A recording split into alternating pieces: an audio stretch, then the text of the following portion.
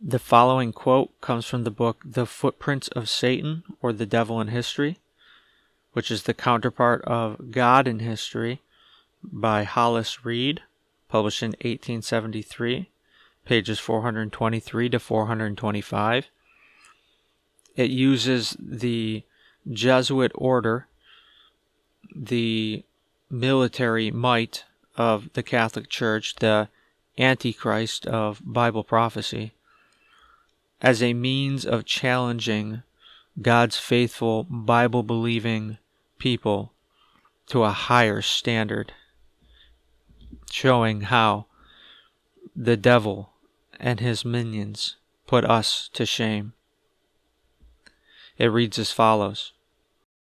In contemplating, as we propose, Jesuitism is the most subtle device of the devil to pervert and monopolize man's religious instinct, we can scarcely select a feature more characteristic and more dangerously delusive than the unreserved devotion of the members of this order to the Romish Church, a devotion in a good cause, worthy only of imitation and praise, but in the cause of delusion and falsehood, the most fearfully potent.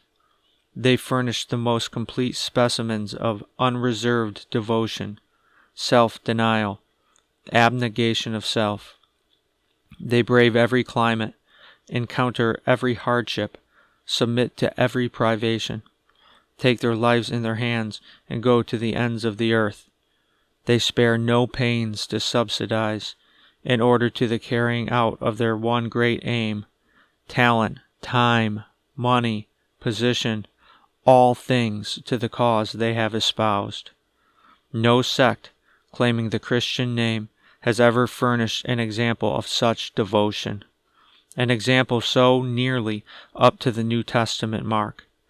In a good cause, it is worthy of all imitation.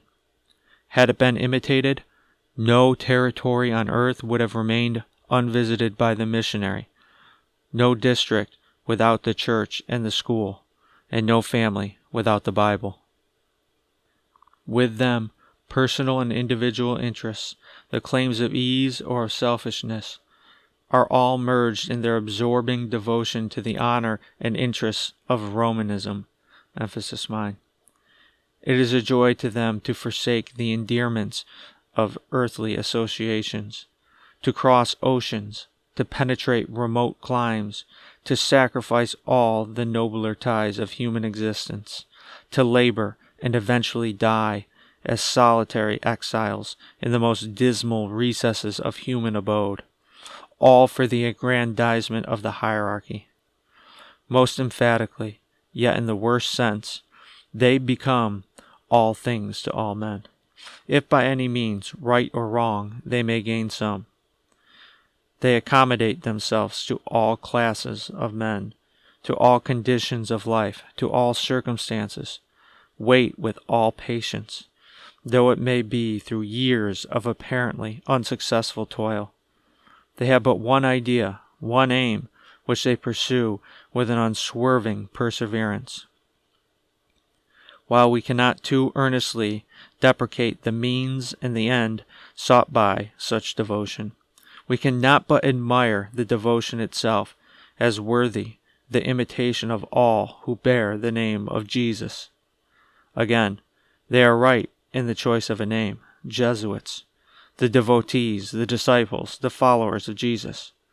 Nothing could more appropriately indicate what they should be, and nothing under the circumstances is a more shocking burlesque on the most sacred name. Jesuitism furnishes one of the most notable examples of what devotion to a bad cause can do. It is perhaps, in all its features and bearings, the most plausible, dangerous, and successful feat of satanic craft. It is the great counterfeit and the great antagonist of a pure Christianity.